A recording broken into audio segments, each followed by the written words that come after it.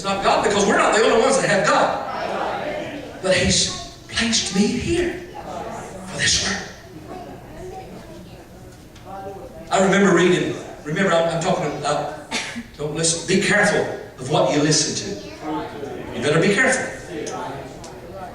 It's like the men that were in this exercise room. They were all just sitting around talking, resting from their exercising, and the cell phone rang. One guy picked it up.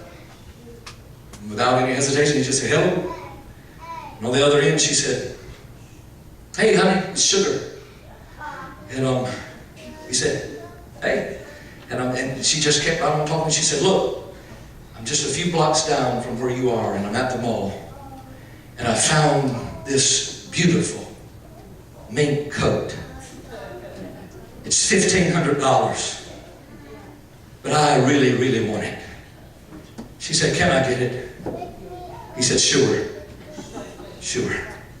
She said, by the way, I was riding by the Mercedes dealership. And I saw this Mercedes, this new model. And I really want it. How much is it? She said, it's $60,000. Can I get it, honey? He said, sure, if you want it, you can have it. She said, oh, one more thing. You remember that house we were looking at? She said, I went by again and they dropped the price. It's on sale.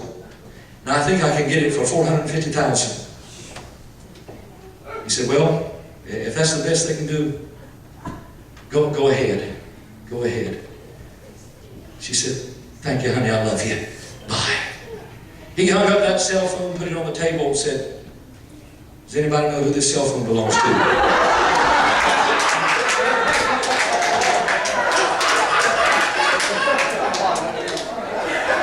You better watch who you're listening to, or you get in some trouble. You get in something you can't get out of. You better know who's on the other end of the line. If your spirit doesn't bear witness with that, I leave it alone. Huh? Sister Twyla, I leave it alone. Glory to God. God is trying to do something new. About 40 years ago in Philadelphia, 3 9-year-old boys responded to the altar call. Came to the altar, they were saved. A few Sundays later, they were baptized. But only maybe months later, the church closed down. And the building was abandoned. 40 years later, those 3 boys, one became a preacher, one became a missionary, and one became a professor in a college. The preacher decided that he would go back and search the records of the church the year he was saved. He found the records and he was reading, and it says something like this in the annual business report: we haven't had a good year. We've lost 27 members, and only 3 were saved this year, and they were only children.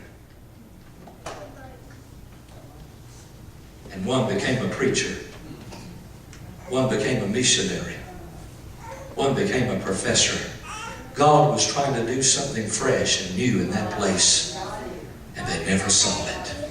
Will you stand?